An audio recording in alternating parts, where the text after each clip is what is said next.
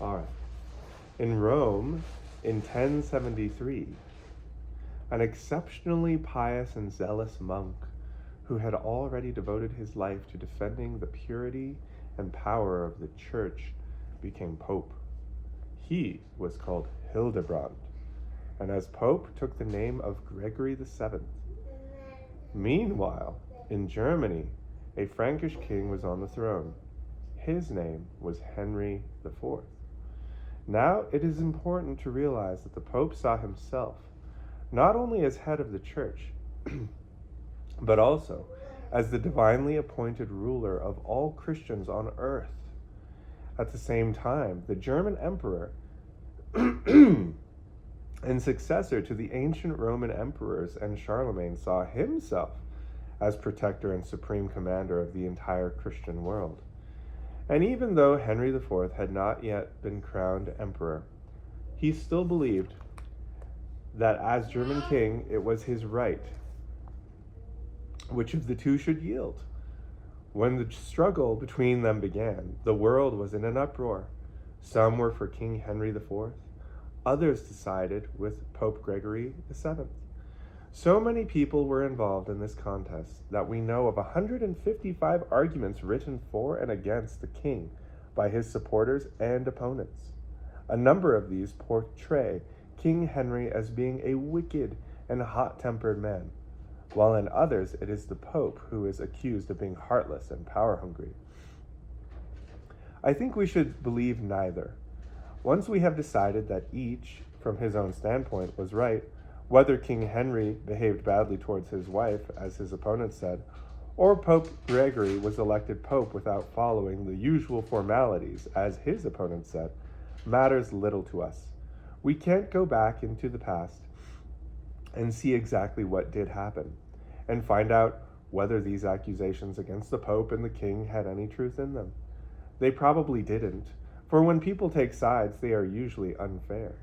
However, I'm not going to show you just how hard it is. I'm now going to show you just how hard it is to get at the truth after more than 900 years. We can be sure of one thing. King Henry was in a difficult situation. The nobles on whom he had bestowed lands, that is, the German princes, were against him. They didn't want their king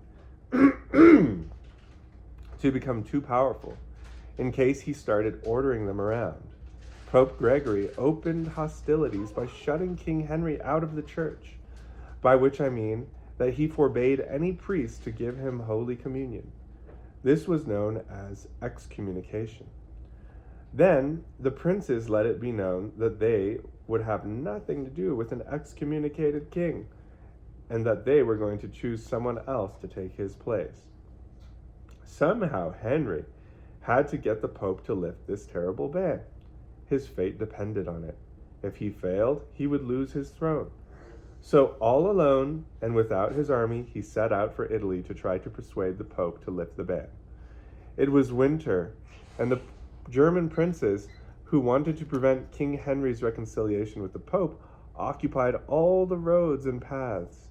So Henry, accompanied by his wife, had to make a great detour. In the freezing winter's cold, they made their way over the Alps, probably by the same pass that Hannibal had used when he invaded Italy. Meanwhile, the Pope was on his way to Germany to negotiate with Henry's enemies. When he heard of Henry's approach, he fled and took refuge in a fortress in northern Italy called Canossa, convinced that Henry was arriving with an army. But when Henry appeared alone, only wishing to have the excommunication lifted, he was amazed and overjoyed. Some say the king came dressed as a penitent, wearing a rough hooded cloak, and that the Pope made him wait 3 days in the castle courtyard, barefoot in the snow, before he took pity on him and lifted the ban. Contemporaries describe the king as whimpering and begging the Pope for mercy, which the Pope, in his compassion, finally granted. Today, people still talk of going to Canossa when somebody has to humble himself before his adversary. Oh, I didn't know that. But now let's see how one of the king's friends tells the same story. This is his version. When Henry saw how badly things were going for him, he secretly thought up a very cunning plan, giving no warning whatsoever. He set out to see the Pope. His intention was to kill two birds with one stone. On the one hand, he would have the excommunication lifted, and on the other, by going in person, he would prevent the Pope from meeting his enemies and so avert a great danger. So the Pope's friends saw Henry's going to Canossa as an outstanding success for the Pope, and the king's supporters saw it as a great triumph for their leader. From this, you can see how careful one must be in judging a dispute between two rival powers. But the struggle did not end at Canossa, or with the death of King Henry, who had actually become emperor meanwhile, or with the death of Pope Gregory. For although Henry later managed to have Gregory deposed, the will of that great pope prevailed. Bishops were chosen by the church, and the emperor was only allowed to say if he agreed with the choice. The Pope, not the emperor, became Lord of Christendom. You remember those Nordic seafarers, the Normans, who conquered a stretch of land along the northern coast of France, still known as Normandy today. They quickly learned to speak French, like their neighbors, but they didn't lose their appetite for adventurous sea voyages and conquest. Some of them went as far as Sicily, where they fought the Arabs, then conquered southern Italy and went on under their great leader, Robert Guiscard, to defend Pope Gregory against Henry IV's attacks.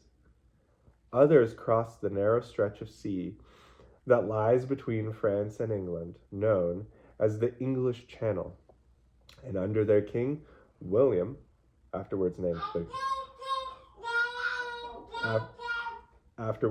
the Conqueror, they defeated the English king, a descendant of the Danish king Canute, at the Battle of Hastings.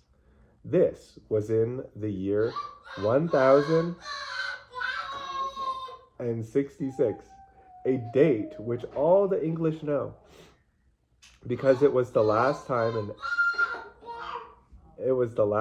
an enemy army succeeded in setting foot on English soil.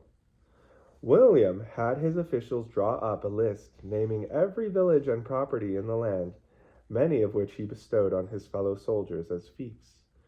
The English nobility were now Normans, and because the Normans who came from Normandy spoke French, the English language is still a mixture of words from Old German